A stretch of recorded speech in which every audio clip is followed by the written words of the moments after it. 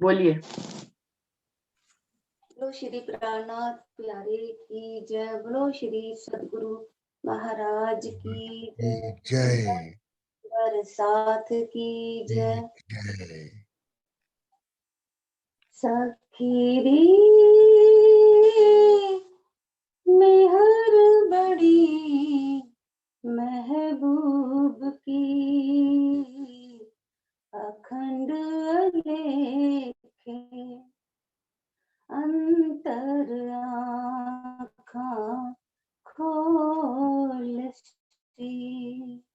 ए सुख सोई देखे अखंड लेखे नाथा भरोसा हमको जो भव जल उतरे पार इन जुबा की ती कहूँ इन मेहर को नाही सुमार इन मेहर को नाही सुमार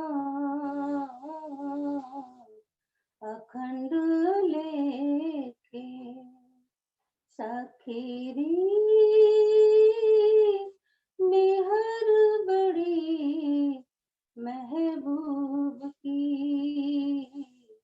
अखंड लेखे मेरे दिल की देखियो दर्द न कछु इश्क ना सेवा ना बंदगी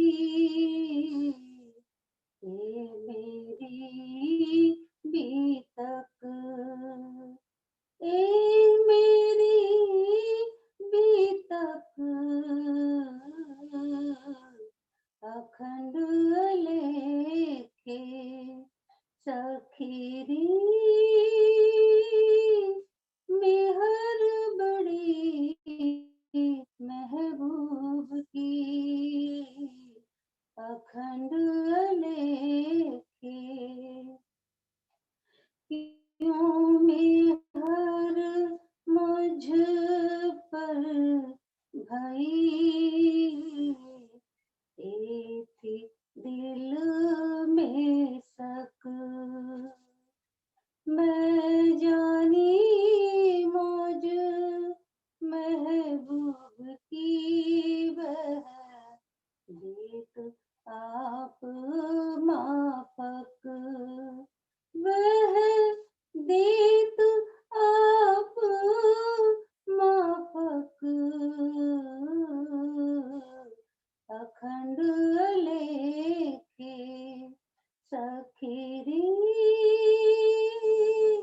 मेहर बड़ी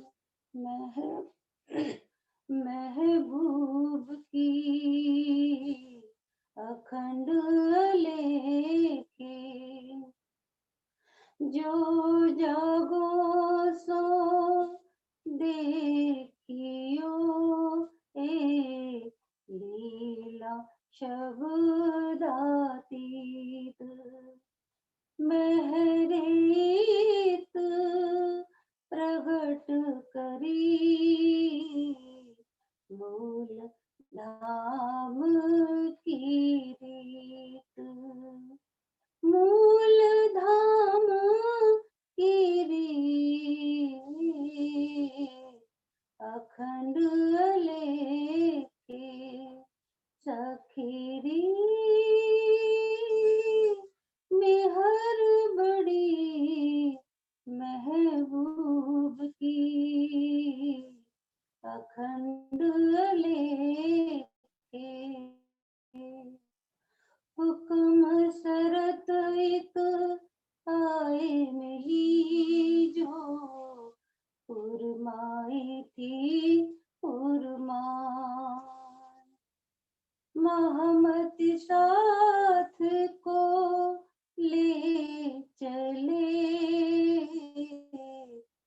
लीला निदान, कर लीला निदान, अखंड लेखे सखीरी मेहर बड़ी महबूब की,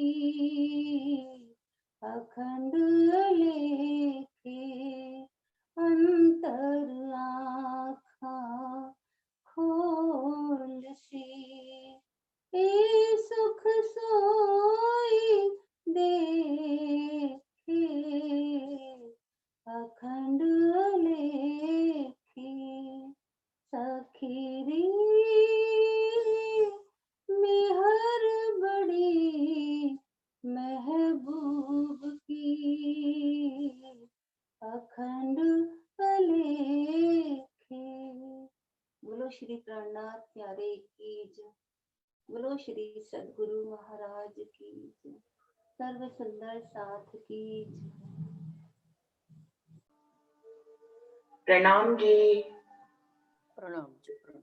प्रथम लागू दोय चरण को, धनिये ना छुड़ाइयो खिन, लाख तली लालेरिया, मेरे जीव के ही जीवन, इन पाँव तले पड़ी रहूं, धनी नजर खोलो बातून, पलना वालों निरखो नेत्रे, मेरे जीव के ही जीवन, मेरे जीव के ही जीवन।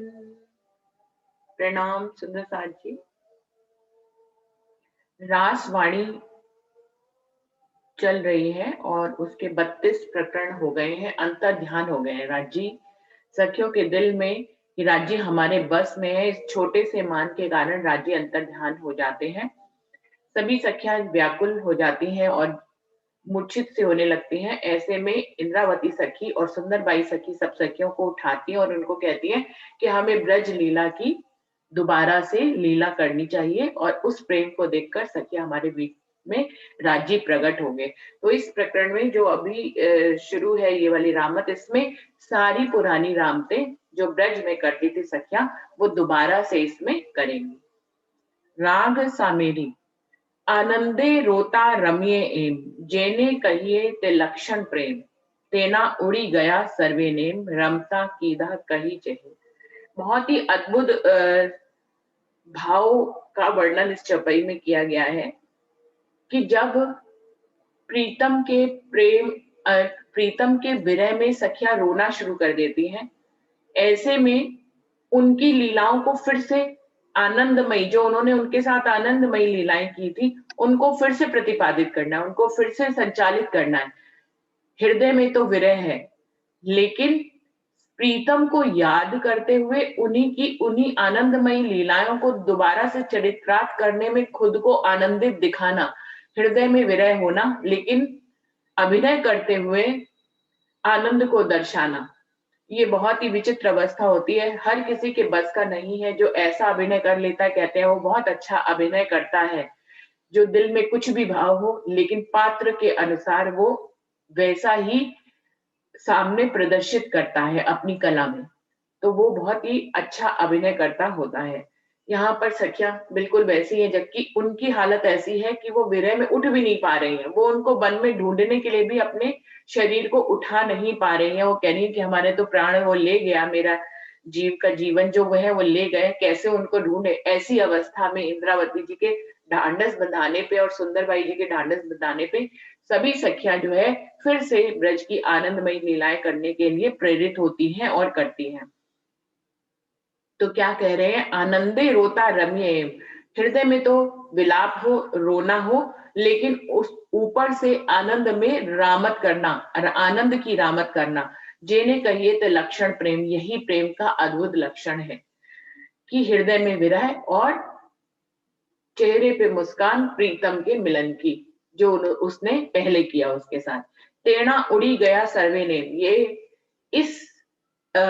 इस लीला को प्रतिपादित करते समय सारे नियम और कायदे बेकार हो जाते हैं कि जब रोना है तो रोना ही दिखना है और हंसना है तो हंसना ही दिखना है। इस नियम को भी भंग हो जाता है। हृदय में रोना लेकिन ऊपर से आनंद दिखा सकते हैं। रमता कीदा कई चहन, इस प्रकार सब सखियां जो है कई प्रकार के रामत करती हैं। सखी प्रेम ध्वजा कहलाए, जेनु प्रगट नाम कुली माहे, ए तो प्रेम तना जे पात्र, आपन थी अलगो न थाए खिण मात्र।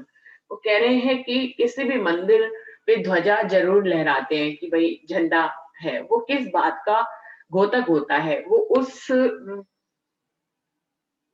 उस मंदिर में जिनको भी प्रतिष्ठित किया गया होता है उन्हीं की ही का वो घोतक होता है, वो उन्हीं को ही प्रदर्शित करता है झंडे के रूप में। तो सखियां कह रही हैं हम किसके अंग हैं, हम राज्य के ही अंग हैं, हम उनकी ही अंग स्वरूपा सखियां हैं। और इस दुनिया में कलयुग में हमें राज्य के प्रेम की ध्वजा के रूप में यहाँ पर हम जाहिर हुए हैं। तो क्योंकि जो उसका घोतक होता है, यानी कि सखियां ही अक्षरातीत के प्रेम को दुनिया में, काल माया के ब्रह्मांड में, कलयुग में उनके प्रेम को प्रदर्शित करेंगी। तो ये बहुत बड़ी जिम्मेदारी हो जाती है। यहाँ पे इस चौपाई में बहुत बड़ा संदेश हम सब लोगों के लिए कहा गया है कि जो सुहागिनियों के लक्षण वाली बात है कि उसको जब हम यहाँ पर, क्योंकि हम अक्षरातीत के प्रेम को दिखाने वाली यहाँ पर ध्वजा है, उनके प्रेम को यहाँ पे दर्शाने वाला दृष्टांत है। हमसे ही अक्षरातीत की पहचान होती है, हमारे लक्षणों से, हमारी चाल से, हमारे व्यवहार से अक्षरातीत प्रदर्शित होते हैं। हमारे अंग अंग से, हमारे एक एक क्षण क्षण की क्रियाकलाप से अक्षरातीत प्रकट होना चाहिए, क्योंकि हम उनकी प्रेम की ध्वजाएं हैं। तो हमारी तो जिम्मेदारी ही बनती है कि हम लोगों के दिलों में कभी भी ईर्ष्या, द्वेष, नफरत, ये सब किसी के लिए कभी नहीं आना चाहिए। हमेशा सुख, शांति, समृद्धि और हर एक से प्रेम की भावना होनी चाहिए, क्योंकि हम अक्षरातीत की प्रेम ध्वजाएं हैं यहाँ पर कलयुग में। इसी बात को यहाँ पे कहा गया है। तो सखियां क्या कह रही हैं कि हम तो धनी की प्रेम की ध्वजाएं हैं जो कलयुग में प्रकट हुई हैं, और हम ही तो असली प्रेम के पात्र हैं। हमारे तो अंग प्रत्यंग से प्रेम प्रदर्शित होना चाहिए, हमारी आंखों से, हमारे क्रियाकलापों से, हमारे मन के भावों से कोई भी ऐसी भावना ना आए जिससे ये पता ये लगे कि लो ये ब्रह्म सृष्टियां हैं, ये अक्षरातीत के प्रेम के प्रतीक जो इनको पूरे ब्रह्मांड में इश्क का प्रतीक कहा गया है, इश्क कहा गया है, उनकी अंग रूपा सखिया, इनके अंदर तो इतनी ईर्ष्या द्वेष है, ऐसा कहीं पे भी कहने में ना आए, तभी हम असल परम धाम के वादे को निभा पाएंगे। तो कह रहे हैं हम ही तो असली प्रेम के पात्र हैं, और जो अक्षरातीत पूर्ण पार ब्रह्म है वो हमसे पल भर के लिए भी अलग नहीं हो सकते हैं। ए अलगो थाय के आपड़ कहूं करे वालो ते, अमे आत्म सखियों एक रमता दी से अनेक। वो कह रहे हैं कि प्रीतम हमसे अलग कैसे हो सकते हैं, हम तो जैसा कहते हैं प्रीतम तो वैसा ही करते हैं। हमें आत्म सखियों एक रमता दी से एक, हम सब सखियां और राजी देखा जाए तो वायदत में एक ही है, और यहाँ पे भी हम एक ही हैं, लेकिन क्रीड़ा करते समय, रामत करते समय हम सब अलग अलग दिखते हैं। इसी को स्वलीला अद्वैत कहते हैं। परम धाम में भी ऐसे ही है, सब राजी श्यामा जी सखिया पूर्ण परम धाम 25 पक्ष एक ही है, लेकिन दिखने में सब अलग अलग है। तो क्या कह रहे हैं, ऐसे ही योग माया के ब्रह्मांड में राज्य श्यामा जी सखिया सब एक ही है, लेकिन रामत की आनंदमय क्रीड़ा करने में सब अलग अलग दिखाई देते हैं। हमें परस्पर कीधा परियाण, सखियों ते सर्वे सुजान, आपन लीधा वेश अनेक जे कीधा वलैया वसे। वो कह रहे इस प्रकार हम सब सखियों ने आपस में विचार विमर्श किया, सभी सखियां चतुर और सुजान है, इसलिए हम सब ब्रज लीला में की गई रास लीलाओं के अनेक भेष धारण करते हैं, जो प्रीतम ने हमारे साथ किए थे ब्रज लीला में। आपन में थई वेक एक श्याम, जेने निरखे पहुंचे मन काम, बलि थई बेक एक नंद ते कांजी लड़ावे उछरन। हम सखियों में से एक सखी यानी कि इंद्रावती सखी जो है वो श्याम यानी कि दाजी का भेष धारण कर लेती है। उनको देखकर और सब सखियों के मन हर्षने लगते हैं, खुशी से प्रफुल्लित हो जाते हैं, क्योंकि वो उनके प्रीतम बालाजी के भेष, उनको मालूम है कि इंद्रावती ने भेष धारण किया है, लेकिन वो तो उनको साक्षात वही समझ रही हैं, इसलिए उनके मन में बहुत ही हर्ष उत्पन्न होता है। वो कृष्ण को देखकर बहुत ही आनंदित होती हैं। उनमें से एक सखी जो है वो नंद बाबा का वेश धारण कर लेती है और वो कान्जी के साथ खेलने लगते हैं प्रेम से। सखी वेक पूतना नार भर जोवन आवी सिंगार विष भरिया तेना अस्थन आवी धवराव ने कपटे मन। उनमें से एक सखी पूतना राक्षसी का वेश धारण कर लेती है और बहुत ही सुंदर नारी का श्रृंगार करके, क्योंकि थी तो वो राक्षस लेकिन जब कृष्ण जी को मारने आई थी तो वो जो है बहुत सुंदर नारी का रूप धारण कर लेती है। तो भर जोवन आवी सिंगार, यौवनमयी सुंदर नारी का श्रृंगार करके आती हैं और कृष्ण जी को अपना दूध पिलाने लगती है, लेकिन मन में उनके कपट होता है। ऐसे में श्री कृष्ण जी उनका दूध पीने के साथ साथ उनका प्राण भी पी लेते हैं और इस प्रकार से उनकी मुक्ति करते हैं। चेहन की धाते पामी मृत विख वाला ने थयु अमृत सोसी लीदी लीदी पूतना नार गोकुल माते जय जयकार। इस प्रकार से कई प्रकार के चेहन करने के लिए राजी जो है पूतना का जो विष भरा दूध होता है वो अमृत की तरह हो जाता है और वो उनके साथ में प्राणों को भी चूस लेते हैं। इस प्रकार से फिर श्री कृष्ण जी की गोकुल में जय जयकार होती है। इस लीला को सखियां जो है प्रतिपादित करती हैं दोबारा से। वेश लीदा सखियों विचारी देत लीधा ते सहु संघारी अंग आड़ो दीदो के बार ब्रज लोकते सकल करार। इस प्रकार से सखियां सोच समझकर विचार कर अनेक राक्षसों का अलग अलग रूप धारण करती हैं और फिर सभी का संहार किया जाता है श्री कृष्ण के माध्यम से। और इस प्रकार राजी महाराज जब ब्रज में कई बार कई तरह के कष्ट आते हैं, उसमें कैसे श्री कृष्ण जी अपना अंग आड़ा कर देते हैं, यानी कि उन सब कष्टों से ब्रज को बताते हैं। इस प्रकार से ब्रज में हमेशा सुख और शांति और समृद्धि बनी रहती है। एक जाने जसोदा होए कांजी माखन मांगे रोए ऊहा दूध चूल्हे उभराए माता नु मन कल्पाए। एक सखी जो है वो यशोदा माता बन जाती है और उनसे कृष्ण जी जो है रो रो कर माखन मांगने की जिद करने लग जाते हैं। लेकिन माता का ध्यान जो है वो चूल्हे पे चढ़े हुए दूध पे चला जाता है जो कि उबलने वाला है। ऐसा देखकर माता का मन कलपने लग जाता है कि वो कृष्ण को पहले माखन दे कि उबलते हुए दूध को पहले बचाए। तो सुंदर साथ जी बिल्कुल ऐसा ही हमारा मन भी यशोदा जी जैसा ही है। एक तरफ अक्षरातीत हमें पुकार रहे हैं और जिद कर रहे हैं अपनी पास आने की, लेकिन एक तरफ जो है माया रूपी उफान हमें अपनी तरफ बुला रहा है। हम असमंजस में हैं कि हमें उफान को पहले माया रूपी उफान को पहले शांत करना चाहिए या अपने प्रीतम वाला जी जो हमारे बहुत ही अजीज है हमें बुला रहे हैं, हमें उनकी इच्छा को पूरा करना चाहिए। तो ये एक असमंजस है। माता नु मन कल्पाए, ऐसे ही जैसे यशोदा जी का मन कल्पता है दो स्थितियों में फंसने का, बिल्कुल ऐसे ही आज हर सखी के मन की यही स्थिति है कि वो किस तरफ जाए, कि वो माया की तरफ उफनते हुई माया की लहरों की तरफ जाए उनको शांत करे, या उसके अति प्रिय प्रीतम उसे जो है अपनी ओर खींचने की जो हड कर रहे हैं उसको वो पहला पूरा करे। काने छेड़ो ग्रहो उजाता जसोदा जी थया री से राता काना कहे माखन आपू पहलू त्यारे जाने लाग्यो माता ने गेलू। ऐसे में क्या करते हैं, क्योंकि यशोदा जी उफनते हुए दूध की तरफ जाने लगती हैं और कृष्ण जी उनका पल्ला साड़ी का पल्ला पकड़ लेते हैं। यशोदा जी थया री से राता, एकदम से यशोदा माता को बहुत गुस्सा चढ़ जाता है। काना कहे माखन आपो पहले माखन, कृष्ण जी कहते हैं हमें पहले माखन दो और बाद में अपने दूध को उफनते हुए दूध को देखिए।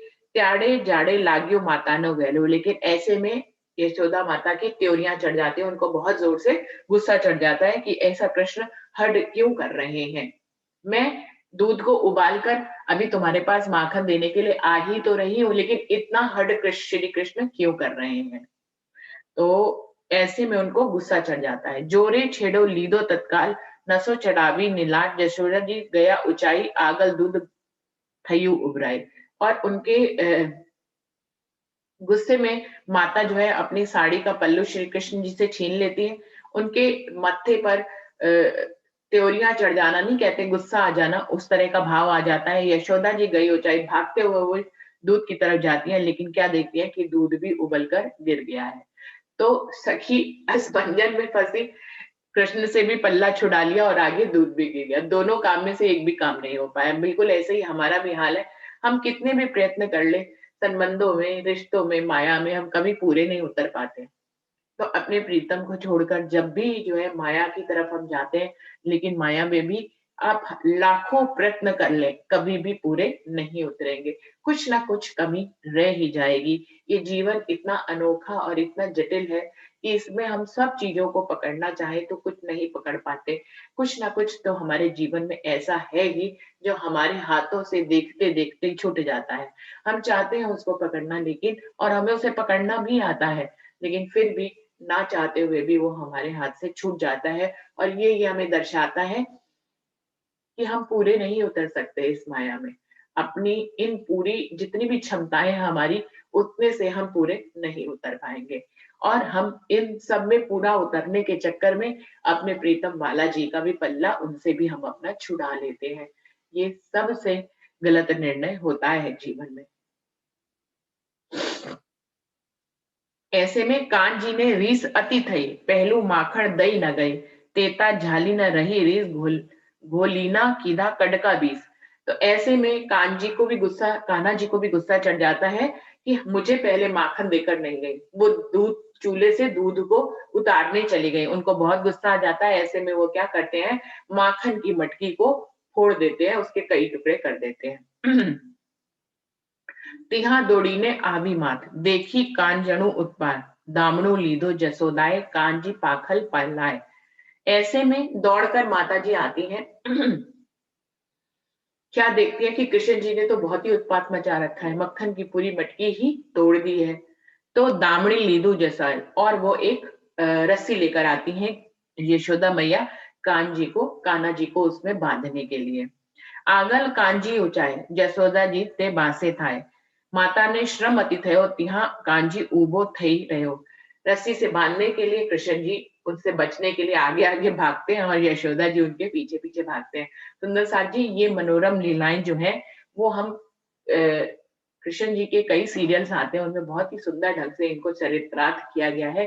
बिल्कुल मन को मोहने वाले ढंग से इन लीलाओं को उनमें दर्शाया गया। हम देखते हैं तो बहुत ही अच्छा और आनंदित होते हैं।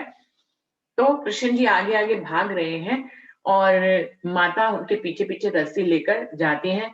अति श्रम करने पे भी कृष्ण जी को पकड़ नहीं पाती हैं, क्योंकि कृष्ण जी को तो आंतरिक रूप से अपना संबंध माता के साथ पता ही है।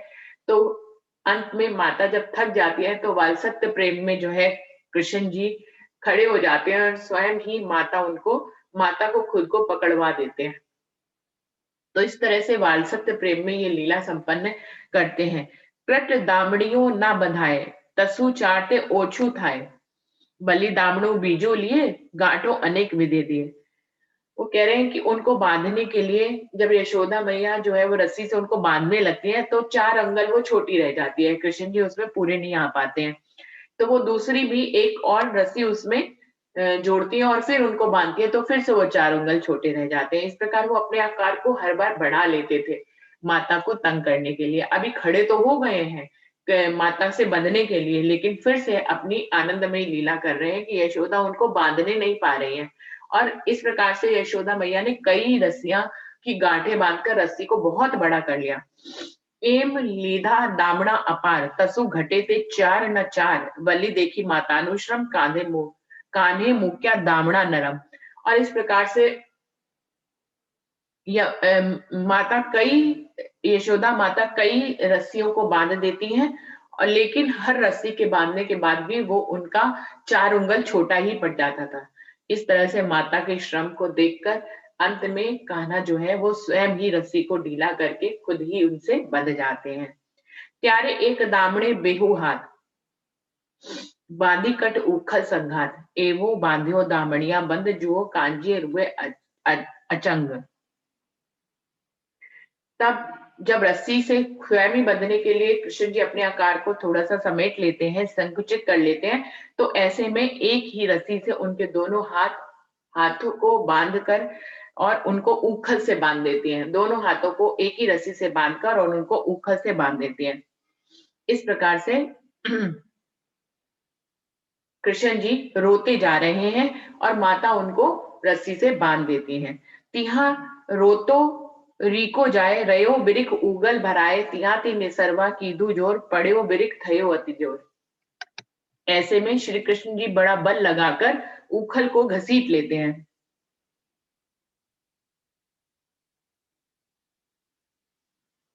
तिहा रोतो रीकतो जाए रूहो रयो बिरिक उखल भराए तिहा सी निसरिया कीधो जोर पड़ेओ बिरिक थयो अति जोर। ऐसे में जो है उखल को जोर लगाकर अपना छुड़ा लेते हैं श्री कृष्ण जी और आगे आगे भागने लगते हैं। ऐसे में वो उखल जो है वो दो वृक्ष जो वहां पर आसपास में ही खड़े हुए थे उनके बीच में उनका उखल फंस जाता है। बड़ा जोर लगाने पर वो वृक्ष जो है गिर जाते हैं, बहुत ही कोलाहल मच जाता है और वृक्ष जो है वो गिर जाते हैं। तेमा पुरुष बे प्रगट थया अंग मोड़ी ने उभा रहा कर जोड़ी ने अस्तुत की दी तेने तरंत वाले सीख ली दी। और ऐसे में उन वृक्षों से दो पुरुष प्रकट होते हैं, वो अंग मोड़कर सीधा खड़ा हो जाते हैं और श्री कृष्ण जी की स्तुति करते हैं और श्री कृष्ण उनको अपने से बड़े लोगों की आज्ञा का पालन करने की शिक्षा का प्रवचन देते हैं। तो सुंदर साथ जी इसमें भी एक बात है, ब्रज लीला में बहुत से ऐसे प्रसंग जुड़े हुए हैं कि ये जितने भी राक्षस और राक्षसनियां उनको मारने के लिए आते हैं, इन सब का कहीं ना कहीं उद्धार होना लिखा हुआ था, इसीलिए ये सारी लीलाएं होती हैं। इन सब के पीछे का कारण यही है। ये जो दो पुरुष है ये भी जो है एक बार ये इनके पिता का नाम मुझे याद नहीं आ रहा है कि क्या था। ये दो बालक थे जो अपनी यौवन अवस्था में जब यमुना जी में स्नान कर रहे थे उसी समय नारद जी आ जाते हैं वहां पे, लेकिन ये अपने हास विलास में इतने मगन थे कि ये नारद जी को प्रणाम नहीं करते, उनको सम्मान नहीं देते हैं। तो नारद जी गुस्से में आकर इनको जो है वृक्ष योनि में पैदा होने की का श्राप देते हैं। लेकिन बाद में जब इनको अपनी गलती का एहसास होता है तो ये उनको प्रणाम करते हैं और क्षमा मांगते हैं कि उनसे ये गलती होगी। तो नारद जी प्रसन्न होकर इनको ये कहते हैं कि ब्रज में जाकर आप इस योनि में जाइए और जब श्री कृष्ण आएंगे तो आपका उद्धार करेंगे। तो वही लीला यहाँ पर हो जाती है। ये कारण इसीलिए था और ये दोनों वृक्ष बिल्कुल आस पास ही, क्योंकि दोनों भाई थे इसलिए आस पास ही ये वृक्ष की योनि में या यशोदा मैया के आंगन में उगते हैं और वहां श्री कृष्ण जी इनका उद्धार कर इनको प्रवचन देते हैं।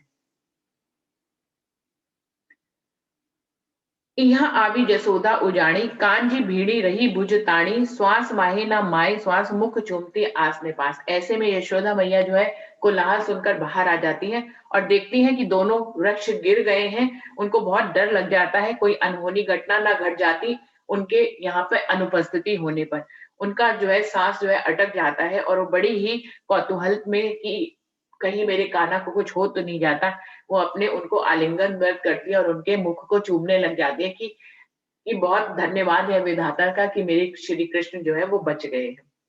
एक धरे ते गोवर्धन हरक उपजावे मन इंद्रनो की दो मान भंग एम रमे ते जुजवे रंग। इस प्रकार से ये यशोदा और श्री कृष्ण की लीला प्रतिपादित करती है सखियां। उसके बाद जो है एक सखी कृष्ण बनकर जो है गोवर्धन पर्वत को अपनी उंगली पर उठा लेती है, इस प्रकार से इंद्र के मान को भंग करती है। इस प्रकार से अनेक प्रकार की लीलाएं संपादित होती हैं। लई चारे बछरू बन माहू माए गोवाला जन हाथ माए बासली लाल माहे रमत करे रसाल।